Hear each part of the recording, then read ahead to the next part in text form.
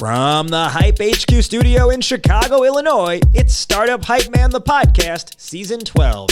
Hello, everybody. My name is Raj Nation, and I am the founder of Startup Hype Man. I help startups stand apart from their competition and stand out to their audience with storytelling, messaging, and pitches that perform. In this podcast, you'll hear my conversations with startup leaders from around the globe as they share a slice of their company's story.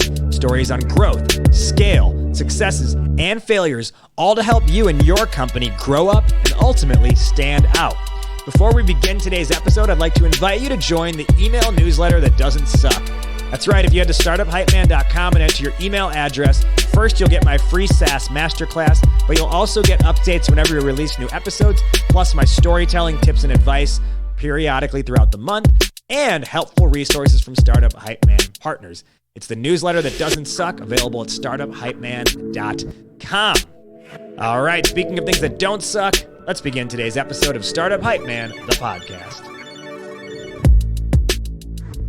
Ladies and gentlemen, making his way to the microphone from Gaithersburg, Maryland, and currently residing in Washington, D.C., he is the founder and CEO of Uscreen.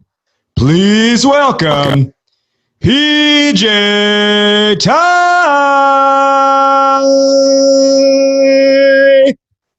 All right. Thank you, Rajiv. Happy to join. I appreciate the awesome intro. PJ Taei, welcome to Startup Hype Man, the podcast. PJ is the founder and CEO of Uscreen, as I mentioned. What is Uscreen? They are the #1 VOD platform for content creators. That's right. If you're an individual content creator or even a business creating content on the regular, Uscreen lets you create a Netflix-style library of your video content where people can subscribe to your channel, pay you a monthly subscription fee, and you can ultimately monetize your content and build your own personal Netflix-style empire. Now, Uscreen has over 1,000 paying customers. They have never taken on any venture capital or outside funding, completely bootstrapped. Their customers include companies like Wanderlust, the brand Yoga with Adrienne, the BBC, Time Warner Media, and more. And our topic today with PJ is embracing sales as the founder. PJ, with that introduction and that topic, tell me, why is embracing sales as the founder something that's on your mind and important to you? Yeah, absolutely. I'm happy to be here. I appreciate the awesome intro.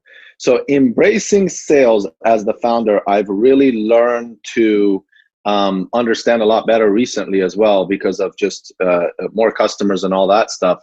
But it makes a big difference in closing the deal because you know the product so well and you get to kind of listen directly to the horse's mouth per se, right? You're listening to your customers, you're understanding exactly what they want, and better yet, you're closing the deal because no one knows the product better than the founder, especially when you're small, right? So it's a lot of people will find it hard to believe, but I close a lot of the sales, right? And we're a 30-person company. We have over 1,000 paying customers, right? So in this case, why is the CEO, the founder, actually closing some of the deals or a lot of the deals?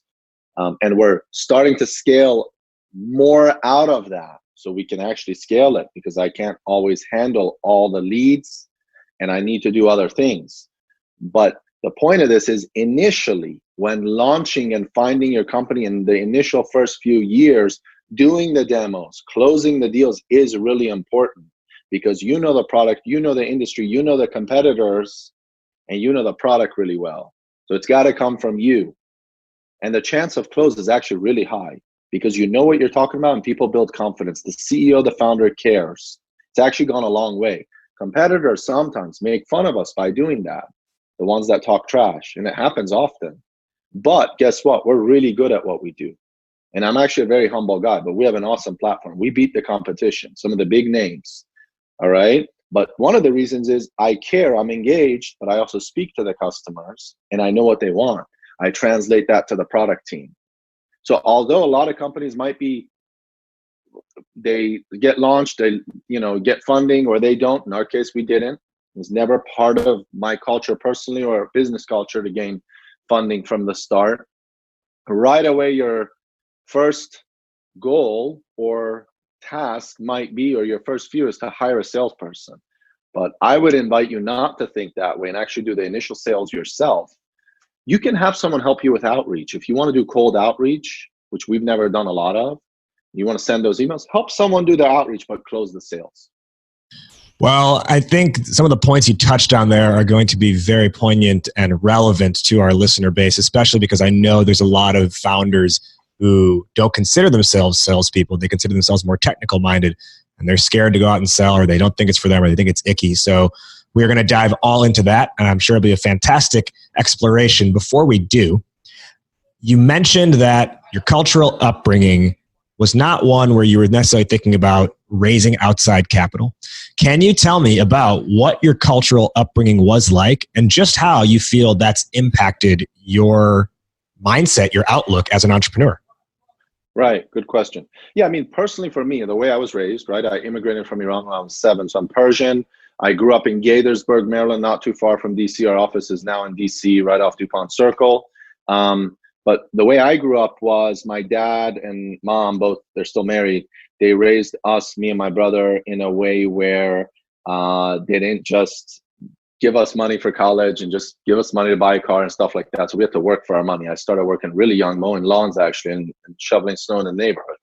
Something I actually like doing. I always liked making money and working. I want to stay busy. So in that aspect, I was raised in a way where I had to work. I was never given something. I actually didn't like loaning money from my parents. I actually never liked loaning money. And that was because the way I was growing up, I wanted to work for it, honestly. Like my dad never just gave me money. Of course, we grew up well. We grew up middle class. And like we had food on the table. That's not my point. But we had to work for everything. In that aspect, I think loaning money for me, just starting out and launching a business and loaning money, was just not something I understood. It's funny, my brother actually runs a business as well. He's the same way. So we never thought about, oh, we got to loan money right away. But, and this is my second company. My first company was WebNet Hosting, a web hosting firm like GoDaddy competitor, right? Initially, GoDaddy wasn't in the game, and then they came on. I was 24 when I launched that business, and getting funding was not even part of the culture. Then towards, I'm 38 now. So that was, about 15, 16 years ago. Then towards launching Uscreen in 2015, that was totally the name of the game, is you got to get funding. That never crossed my mind. I didn't want to get funding. I want to own the company and make money and make the profits, right away. You're going to get a seed round. You're going to get Series A, all that stuff. You've already given away, 30, 40%. It's not easy making money in a SaaS.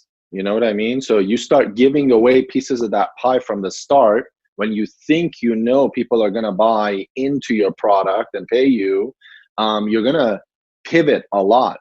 Pivot's an interesting word. You don't have to fully pivot from, okay, I'm going to do this to I'm going to do that. No, just little changes in the company. Your messaging is the pivot. That happens a ridiculous amount from the start. So gaining funding from the beginning, you think will accelerate you, but will actually not. It actually will get you to move too quickly, and you'll make a lot of mistakes.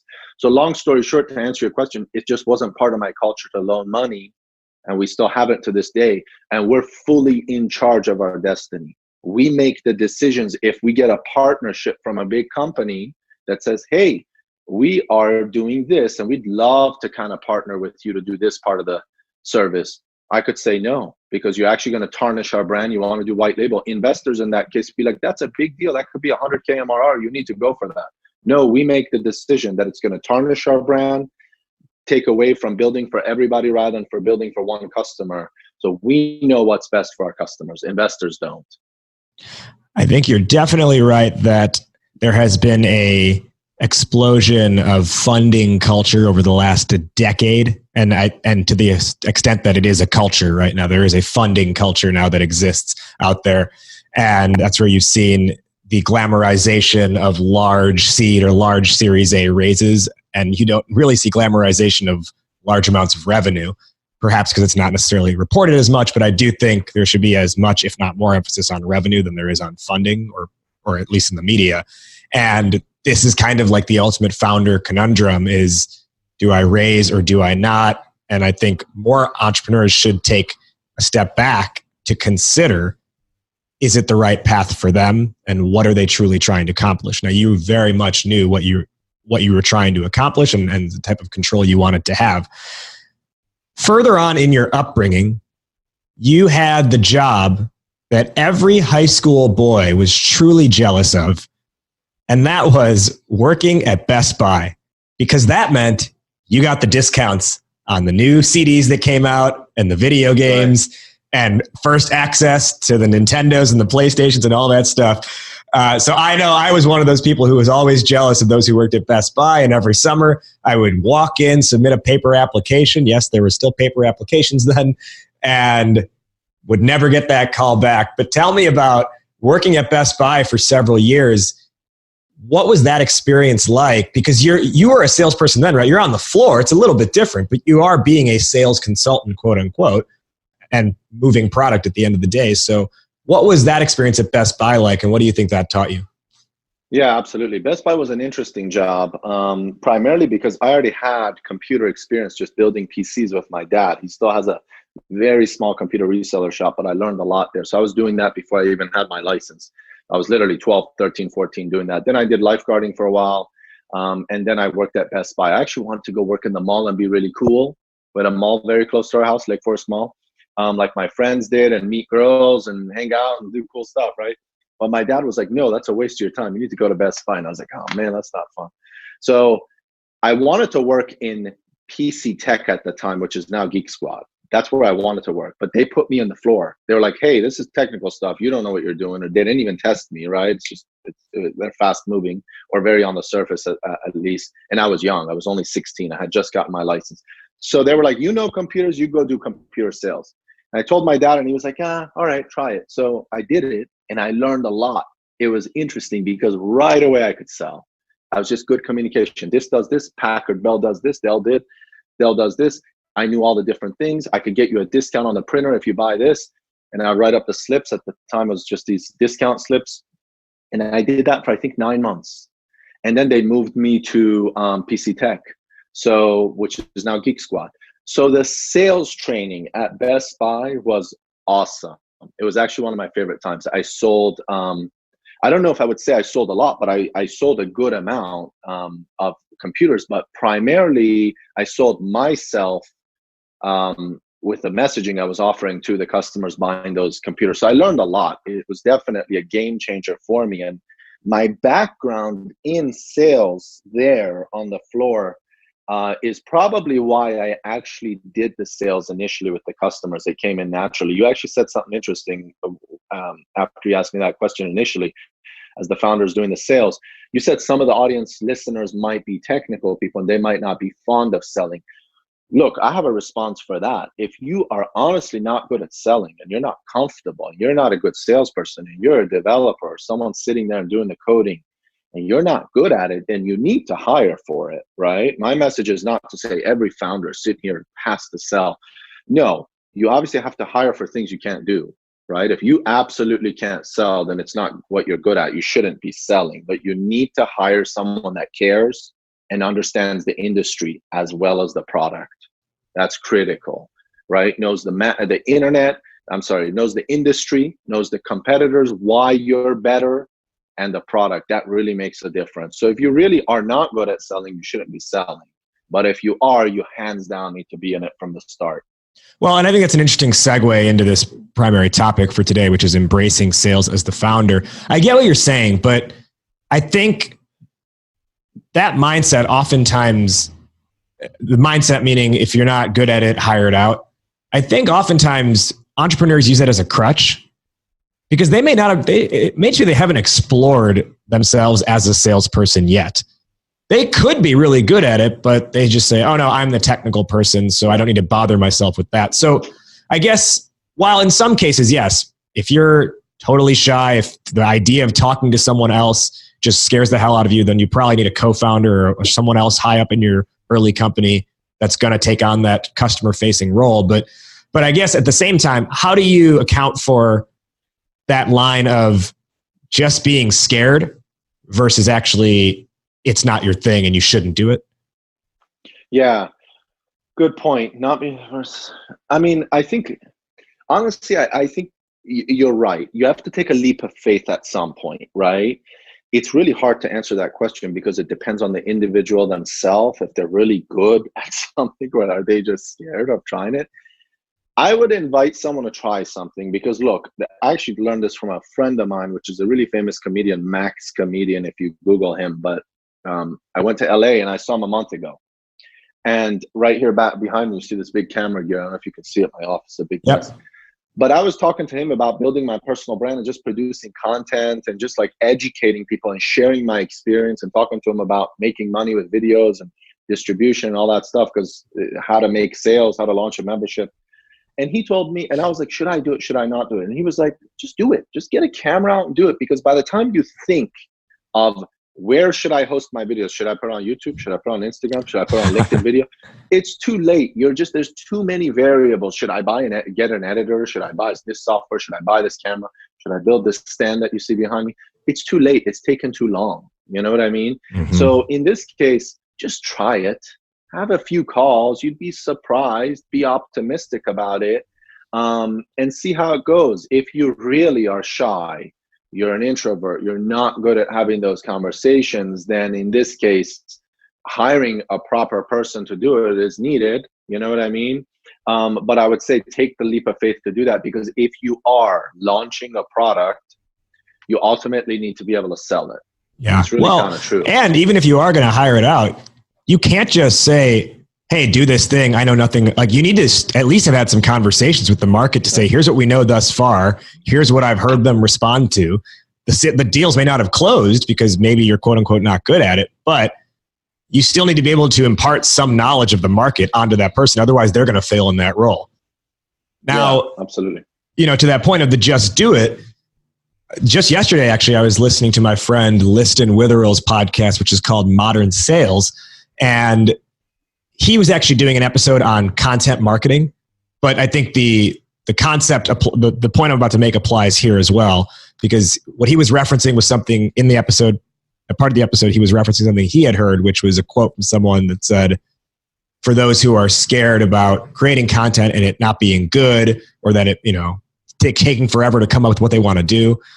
The quote he had cited was someone saying, hide your bad content with your good content. Meaning if you create enough, you'll get better over time, and you can push down the bad content with the stuff that's good. And I think in the same respect on the sales front, you can hide the deals that went south, the bad conversations. If you keep doing it over time, you will get better at it, and you'll hide the bad ones with the good outcomes. That's a good point. Now, when you think about your mindset as the CEO of the company and embracing sales, you talked before about how you're able to outsource at least top funnel activities like lead generation. Can you walk us through the Uscreen? Can you map out for us the Uscreen sales process from lead generation and who or what is responsible for that, all the way down to the close of the sale and who and what steps in at that point? Yeah, absolutely. So primarily lead generation is from content, ads, some direct outreach, which we started recently as we learn who our customers are better and better. But obviously a lot of lead gen happens online with content, SEO, landing pages, ads, YouTube videos. They come in to a specific landing page where they're submitting their email and contact information. It could just be our contact page. It could be even a Facebook chat. It could be, and then the contact page or email sales@uscreen.tv. These all go to our CRM. Simple. They all come to one funnel, right? One place where we then check the emails coming in and everything that's coming in. We get a lot of spam. So initially, the first person that's in there is monitoring it all the time. They're filtering out all the spam. They're seeing if someone's a good lead. They then send some initial responses, understanding what they're looking for, right? So just think of it as support. We have 3 tiers, right? Tier 1, Tier 2, Tier 3. When I was MCSC, I was Tier 2. When I was PC Tech at Best Buy, I was Tier 1. So initial filtration, basic, who are they? Are they serious, is Tier 1. Tier 2, what are they about? What are they looking for? Tier 3 goes to the more custom accounts. I come in only on Tier 3, higher products, your Time Warner Medias, your bigger customers. It could be anyone with a solid following, has an audience, is ready to go, wants to make money. I know that master formula to get those guys to make money. I come in at Tier 3. I'm now starting to teach people how to do Tier 3, right? Others, because it's hard for me. I spend multiple times a day on calls. I want to get people to be on Tier 3. So I want to get others so we can scale it, right? Because we're getting more and more leads.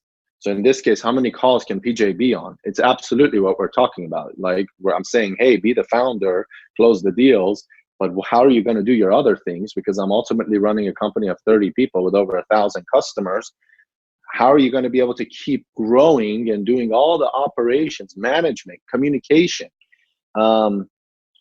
different types of marketing, product? I'm also involved in product. So in this case, how can you handle all your other responsibilities if that continues to increase and you want to do sales? Well, my advice is I've done it so far. It's been 4.5 years, right? Now I'm getting to the point where I can't almost handle half of it even, right? So I'm hiring more salespeople to help with that. But guess what? I know the core message, which goes down to exactly what you said. If you're building a product, you got to at least be able to communicate it. So it's very easy for me to teach people how to do that. See, there's a lot of people that are extremely smart. They don't do something, but they could tell people how to do it. I'm not one of those. I have to do something, figure it out, and then I'll be like, hey, Rajiv, listen, like we got to do this. Then you get your hands dirty first. Yeah. I got to get my hands dirty. It's just how I am. I work a little bit differently. I'm not as smart as the guys that from a high level are like X, Y, and Z. You know, right. I wish I was. So, well, and I find I'm similar to that. So this year, what I finally was able to transition towards with the Startup Hype Man business is no longer handling top funnel lead generation. I was able to bring on an outside vendor, and I have that automated now, which is great because basically I'm able to step in. I'm still at the top of the sales process because I'm stepping in when they've replied, but the outreach part of that is automated. And I will say this, because I did enough of my own outreach initially, I learned the messages that would hit and would not. So even though I have that automated, it's actually a script that I created, and we're constantly optimizing it as we look at what's getting open rates, what's not, what's getting responses, et cetera. But I think I was able to shortcut that learning curve, or that automation curve, if you will, because I had spent enough time learning the process myself up front to be able to write a script that's good enough and then can be tweaked instead of just guessing from scratch or outsourcing it entirely to the external company to say, figure this out when they don't necessarily know my market. And then now I'm able to step in a little bit later and not have to spend my time figuring out how do I get leads. Now it's how do I convert leads? And in that same respect, I think what you're saying is get your hands dirty first with whatever part of that sales process it is, but get your hands dirty first and then think about how you can delegate from there. That's a very good point, Rajiv. I'll add one more comment to that. Okay. And it's such a good point you made. What you just said is absolutely true. Get your hands dirty first, do a little bit, then scale a lot with someone else or additional help. Guess what? Remember how we were talking about funding, getting funding? Right. Funding removes that. Funding removes that aspect because someone's going to give you $1 million and say your burn rate within 2 years is going to be $50K a month or $100K a month, whatever that number is. It could be 20, it could be $100K a month. You're then right away going to say, okay, I need to scale. I need 2 salespeople. I need 2 operations. I need a CTO. I need a developer. I need marketer, X, Y, and Z. You don't know anything about these aspects. You just hired 6 people, let alone are 6 of them all good? Do they understand the product? You're going to hire them super fast. You've never done any of those components, and you're telling them to run. Walk before you run. That's basically what you're saying. Yeah. Walk before you start running. You don't do that when you get funding. You start running right away because you have a burn rate. You need to spend that money. So the way I see funding is steroids. Once someone builds a core, yeah, right? Once someone builds a core and they know what they're doing, they know how to beef up their body, then they start taking steroids. It takes you to the next level. I've never taken steroids, but that's technically what it is. I understand nutrition. You know what I mean? Yeah. So in this case, if you're ready to scale and you can turn up the volume, if we rename steroids to volume, you're ready to scale that volume, then funding could work in that case for sure. And I'm not against it at all. Yeah. Well, hopefully then at that point it has a positive connotation and it's protein shakes and not anabolic steroids. That's a good point. Yeah, absolutely. Maybe not the best example, but you understand what I mean. Yeah, of course. So no, but I think in the negative case, it's steroids if you don't build the body first. If you do build the body first, then it's your natural supplements. Absolutely right. One thing you mentioned when you talked about the Uscreen sales process was how you choose to step in later on, right? More so towards the closing side. Now, in the early days when it's just you, of course, you're going to carry the entire sales process through as the CEO, as the founder, et cetera. But now that you're at a point where you've got 30-something employees, you've got 1,000 paying customers with thousands more who are just users of the platform, do you feel, I mean, in my assessment, it sounds like there's got to be some cachet to, on the customer side, from their perspective, to, oh, wow, the CEO is choosing to take time out of their day to come talk to me. Am I correct in that assertion? Is there some cachet or zip or whatever you want to call it if you come in later on in the sales process as the CEO, as opposed to, let's say, I don't know, the director of marketing or whatever that other title might be. Right? Yeah. It could be anyone else. Yeah. Yeah. Can you talk through, is there an impact there because you're the CEO stepping in? Awesome question. Okay. First of all, I think the audience makes a difference, a little bit of a difference, not all the way. But although I'm bringing that up first, please don't think it's the most weight. So, for example, if you're selling to corporations or bigger companies, obviously the CEO showing up could be a little bit of a concern because they look at the organizational structure. But smaller brands, 1 to 10, 25 people, don't care that much. Now, to answer your question, 10% care. That's the truth. 10 to 15% care. So 1 out of 10, maybe 2 out of 10 will say, hey, PJ, listen, this is your company, right? Why are you answering the emails and getting on the phone with me? You know what? There's a way to respond to that. And simply as I care, my role in the company is to be in touch with customers and be in touch with product. And it's 100% true. 50-50, that's most of my time. It's not 50-50, but the 2 biggest fractions of my time is product with dev team, as well as customers, and hearing it from the horse's mouth what they want this product to do. What are their troubles? It's the most important thing to build really good software, right? That's the answer. And they love that because it's the truth. The other few percent that will speak to Vimeo or someone else because they badmouth us and say, hey, those guys, the CEO answers the phone. First of all, 95% of people read through that. Our customers do. They pick us over them and multiple other larger companies. Even though they say that, they read through it because we have a better product and we know it. And I know how to speak to them and others in the company as well, right? So the few small percent that care, that you lose them, but you gain so much more by knowing what you're talking about and learning about the industry. So answer to that is forget the 5%, gain the other 95% that value that.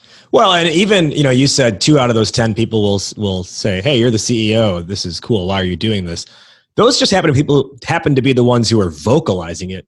There's probably others out of that every sample size of 10 who are thinking it like, oh, wow, the CEO's talking to me. They may just choose to not vocalize it because maybe they think they're like tipping their hand and then they lose leverage in the sales process, But it's probably impacting even more than you're giving credit for. Yeah. That point of Vimeo, where you said sometimes they'll badmouth you, I actually think that's a sidebar here, but an interesting point because just yesterday or earlier this week, rather, I was reviewing a customer's demo call. And one of the things I thought they did really well in the call was they, without even their prospect bringing it up, what this company did was talk about who the competitors are in the marketplace and why they like them and what they think their competitors are really good at. And to me, that's actually something that embraces transparency. Instead of acting like other players in the market don't exist, or instead of sending negative energy their way, tell the customer what the other customer or what the other companies are good at, because it's actually going to cut down some research time on their end, and they're going to appreciate that you're wise enough to know you can't do everything, you can't do it all, and you've acknowledged someone else exists. They'll appreciate that honesty. Yeah, that's absolutely correct.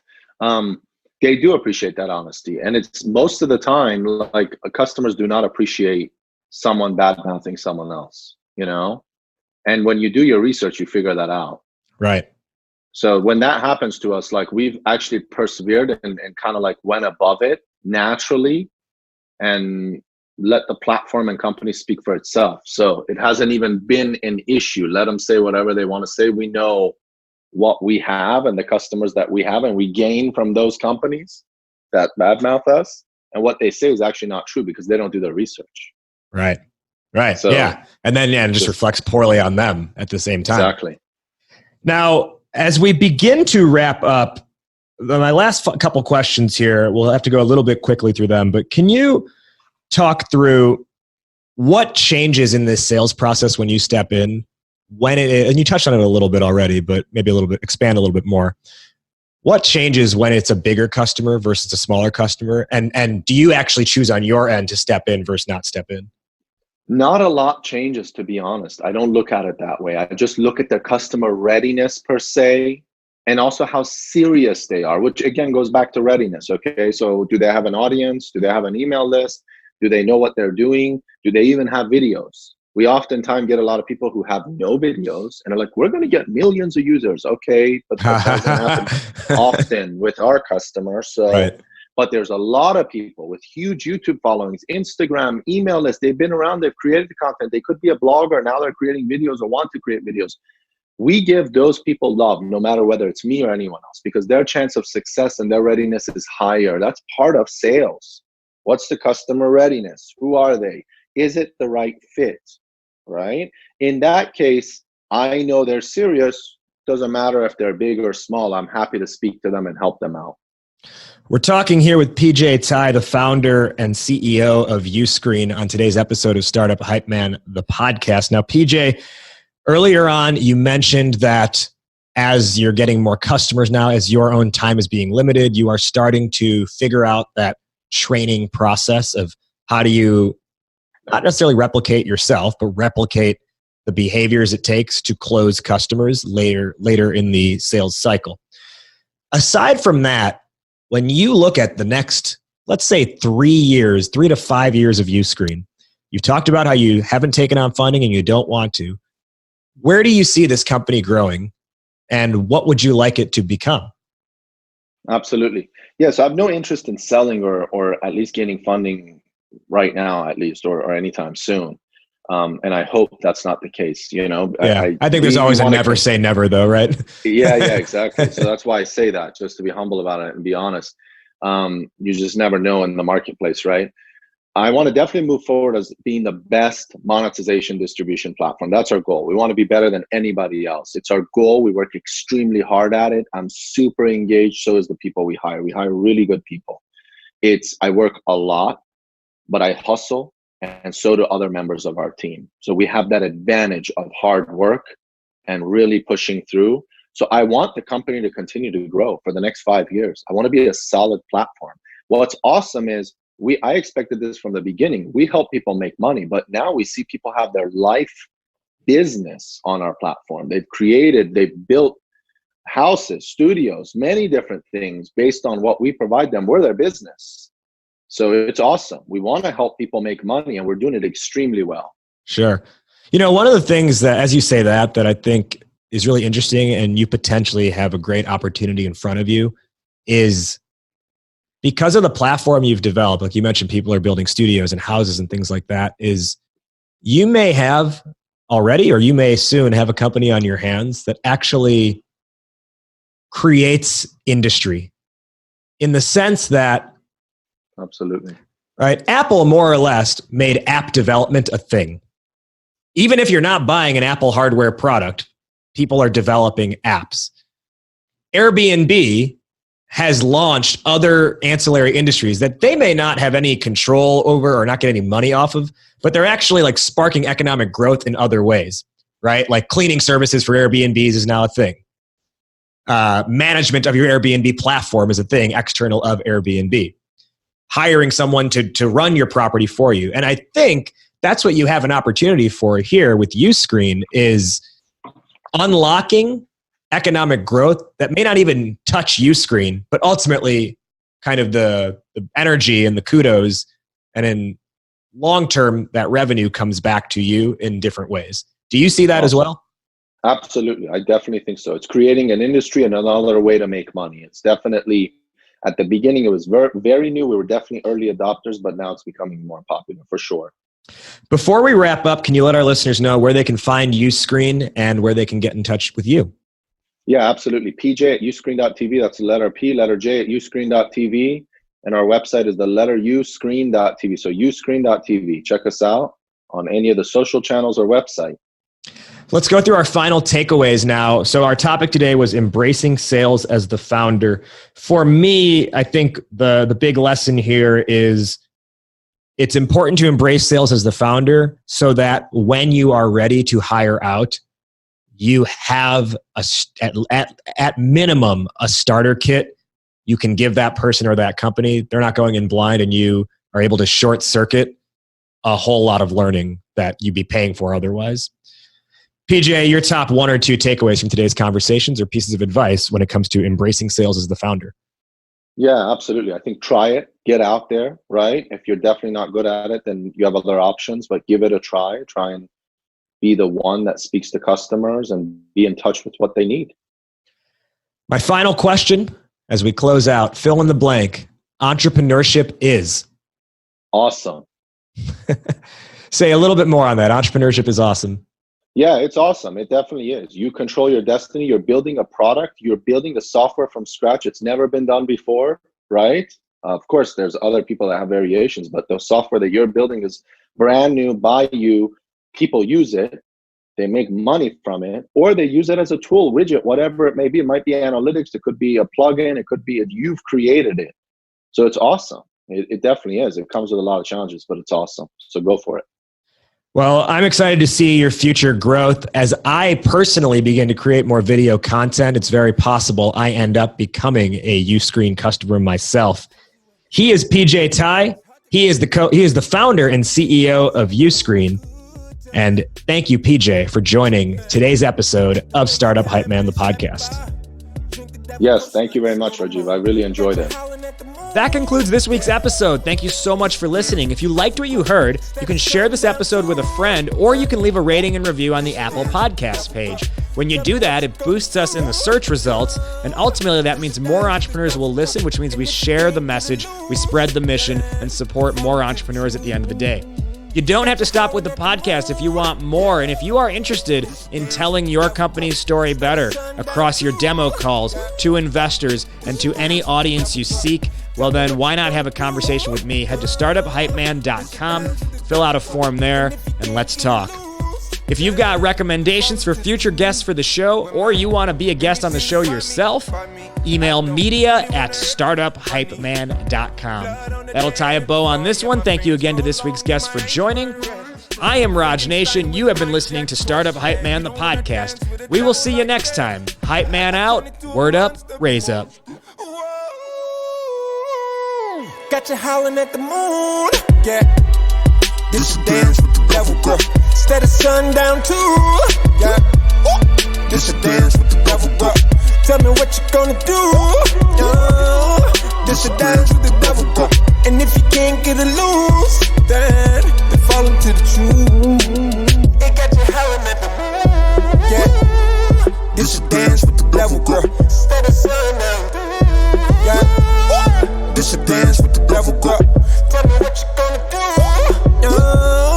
This a dance with the devil, girl. And if you can't get it loose, then it's a dance with the devil.